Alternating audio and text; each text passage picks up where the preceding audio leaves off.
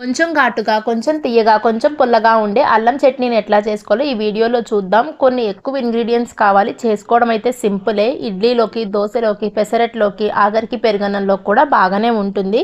ఎట్లా చేయాలి అల్లం పచ్చడి అంటే, ఒక ప్యాన్ తీసుకుని దానిలోకి ఒక ఫుల్ స్పూను పచ్చిశనగపప్పు యాడ్ చేయాలి. అలానే ఒక ఫుల్ స్పూను మినపగుళ్ళు యాడ్ చేశాను. మినపప్పు ఉన్నా కూడా యాడ్ చేసుకోవచ్చు. దీనిలోకి అర స్పూన్ ఆయిల్ యాడ్ చేసి వేగనివ్వాలి. ఫ్లేమ్ లోనే ఉండాలి. ఇప్పుడు దీనిలోకి 1.5 స్పూన్ ధనియాలు, 3/4 స్పూన్ జీలకర్ర కూడా యాడ్ చేయండి.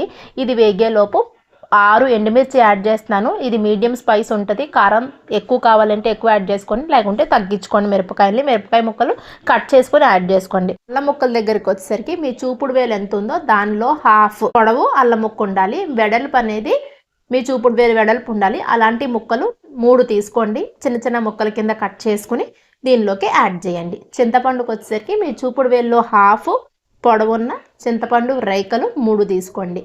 ఇప్పుడు దీనిలోకి 1.5 స్పూన్ బెల్లం పొడి యాడ్ చేయాలి. లేదు చిన్న చిన్న ముక్కలు బెల్లం అన్న యాడ్ చేసుకోవచ్చు. ఇవన్నీ యాడ్ చేసి బాగా కలిపి ఒక్కసారి మరీ వేగనివ్వట్లేదు ఇక్కడ అల్లం ముక్కల్ని. వెంటనే ఒక పావు గ్లాసు వాటర్ వేసేసి మూత పెట్టేసి మగ్గనివ్వండి. ఇలా చేయడం వల్ల చింతపండు, ఎండుమిర్చి అలానే బెల్లం అనేది అల్లం ముక్క పడుతుంది. ఇప్పుడు దీనిలోకి హాఫ్ స్పూన్ సాల్ట్ కూడా యాడ్ చేసి మగ్గనివ్వాలి. ఎప్పటి వరకు అంటే చింతపండు వేసాం కదా, అది మెత్తగా అయిపోయేంత వరకు, వాటర్ని కంప్లీట్గా దగ్గరకు వచ్చేంత వరకు, అంటే వాటర్ అంతా ఇంకిపోయేంత వరకు మగ్గనివ్వండి. స్లో ఫ్లేమ్లోనే ఫ్లేమ్ అనేది ఉండాలి, అంటే లో ఫ్లేమ్లో. ఎప్పుడైతే కంప్లీట్గా వాటర్ దగ్గరకు వచ్చేసాయో అప్పుడు స్టవ్ ఆఫ్ చేసేసి కంప్లీట్గా చల్లారిన తర్వాత మాత్రమే మిక్సీ జార్లోకి ట్రాన్స్ఫర్ చేసుకుని మిక్సీ పట్టుకోండి. ఈ ప్యాన్లోకే అర గ్లాసు వాటర్ యాడ్ చేసి ఉంచండి. శుభ్రంగా తుడిచేయడం వల్ల ఏమైనా కొంచెం జీలకర్ర అట్లాంటివి వండిపోయినా కూడా క్లీన్ అయిపోతాయి.